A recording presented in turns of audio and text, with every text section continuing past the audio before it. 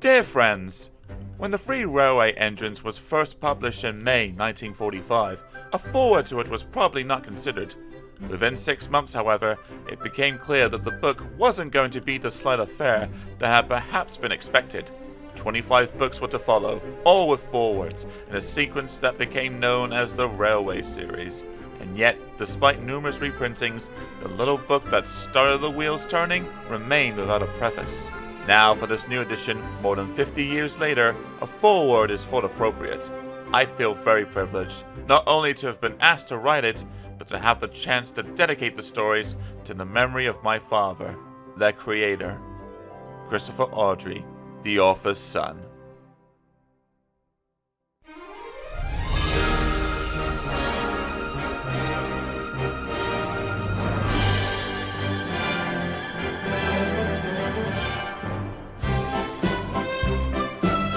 The Railway Series.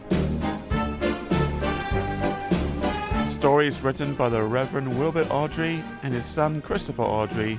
Audiobooks narrated by Samuel Dudley, aka Uncle Mammy.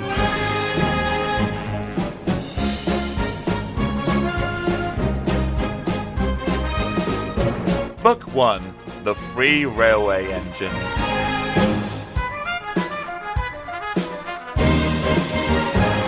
Story 1. Edward's Day Out. Once upon a time, there was a little engine called Edward. He lived in a shed with 5 other engines. They were all bigger than Edward and boasted about it. "The driver won't choose you again," they said. "He wants big, strong engines like us." Edward had not been out for a long time. He began to feel sad. Just then, the driver and fireman came along to start work. The driver looked at Edward. "Why are you sad?" he asked. "Would you like to come out today?" "Yes, please," said Edward. So the fireman lit the fire and made a nice lot of steam. Then the driver pulled the lever and Edward puffed away. "Beep, beep," he whistled. "Look at me now." The others were very cross at being left behind. Away went Edward to get some coaches. "Be careful, Edward," said the coaches. "Don't bump and bang us like the other engines do." So Edward came up to the coaches very, very gently, and the shunter fastened the coupling. "Thank you, Edward," said the coaches. "That was kind. We are glad you are taking us today." Then they went to the station where the people were waiting. "Beep, beep," whistled Edward. "Get in quickly, please." So the people got in quickly, and Edward waited happily for the guard to blow his whistle and wave his green flag. He waited and waited. There was no whistle, no green flag. "Beep, beep, beep, beep. Where is that guard?" Edward was getting anxious. The driver and fireman asked the station master, "Have you seen the guard?" "No," he said. They asked the porter, "Have you seen the guard?" "Yes, last night," said the porter. Edward began to get cross. "Are we ever going to start?" he said. Just then, a little boy shouted, "Here he comes!" And there the guard was, running down the hill with his flags in one hand and a sandwich in the other. He ran onto the platform, blew his whistle, and jumped into his van. Edward puffed off. He did have a happy day. All the children ran to wave as he went past, and he met old friends at all the stations. He worked so hard that the driver promised to take him out again next day. "I'm going out again tomorrow," he told the other engines that night in the shed. "What do you think of that?" But he didn't hear what they thought, for he was so tired and happy that he fell asleep at once.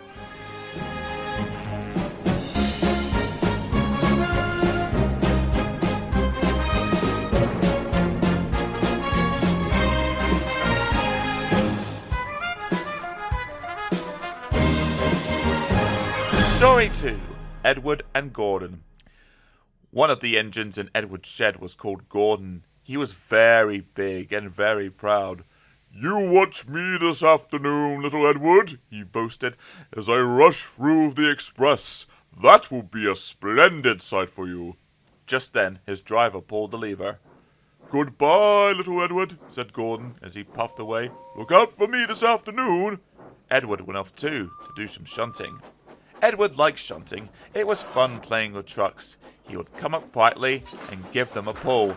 "Ow, ow, ow, ow, ow!" screamed the trucks. "Whatever is happening?" Then he would stop, and the city trucks would go bump into each other. Ow, ow, ow, ow! They cried again. Edward pushed them until they were running nicely, and when they weren't expecting it, he would stop. One of them would be sure to run onto another line. Edward played till there were no more trucks. Then he stopped to rest. Presently, he heard a whistle. Gordon came puffing along, very slowly and very crossly. Instead of nice shining coaches, he was pulling a lot of very dirty coal trucks. "A goods train! A goods train! A goods train!" he grumbled. "The shame of it! The shame of it! The shame of it!"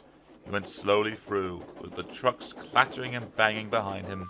Edward laughed and went to find some more trucks. Soon afterwards, a porter came and spoke to his driver. "Gordon can't get up the hill. Will you take Edward and push him, please?" They found Gordon halfway up the hill and very cross. His driver and fireman were talking to him severely. "You are not trying," they told him. "I can't do it," said Gordon. "The noisy trucks hold an engine back so. If there were coaches now, clean, sensible things that come quietly, that would be different." Edward's driver came up. "We've come to push," he said. "No use at all," said Gordon. "You wait and see," said Edward's driver. They brought the train back to the bottom of the hill. Edward came up behind the brake van ready to push. "Beep, beep, I'm ready," said Edward. "Whoop, whoop, no good," grumbled Gordon. The guard blew his whistle, and they pulled and pushed as hard as they could. "I can't do it! I can't do it! I can't do it!" puffed Gordon. "I will do it! I will do it! I will do it!" puffed Edward. "I can't do it! I will do it! I can't do it! I will do it! I can't do it! I will do it!" they puffed together. Edward pushed and puffed and puffed and pushed as hard as ever he could. And almost before he realized it, Gordon found himself at the top of the hill. "I've done it! I've done it! I've done it!" he said proudly, and forgot all about Edward pushing behind. He didn't wait to say thank you, but ran on so fast that he passed 2 stations before his driver could make him stop. Edward had pushed so hard that when he got to the top, he was out of breath. Gordon ran on so fast that Edward was left behind. The guard waved and waved, but Edward couldn't catch up. He ran on to the next station, and there the driver and fireman said they were very pleased with him. The fireman gave him a nice long drink of water, and the driver said, "I'll get out my paint tomorrow, and give you a beautiful new coat of blue with red stripes. Then you'll be the smartest engine in the shed."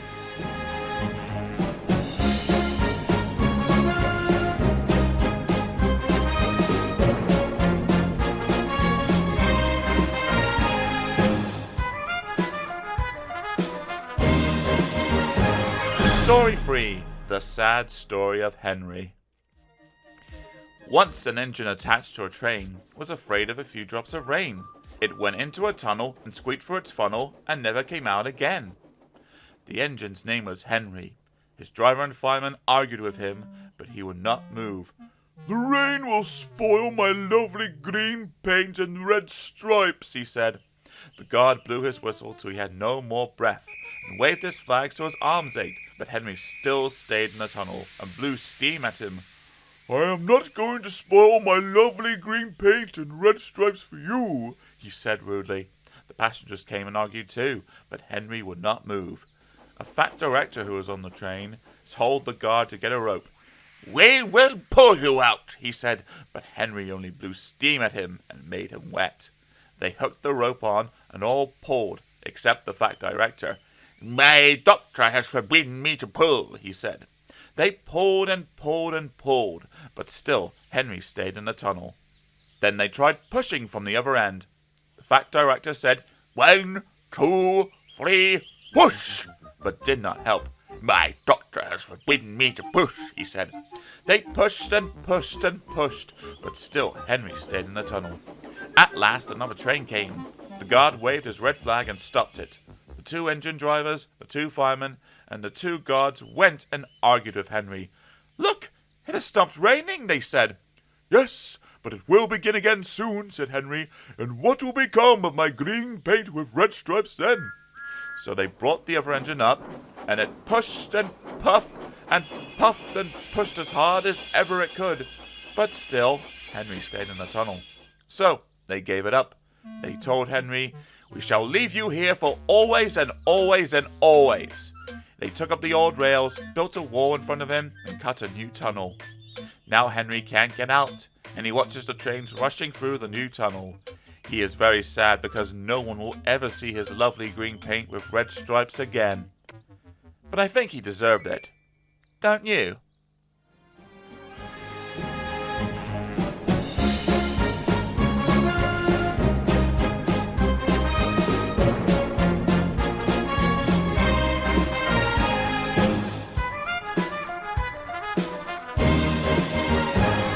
Story 4. Edward, Gordon and Henry.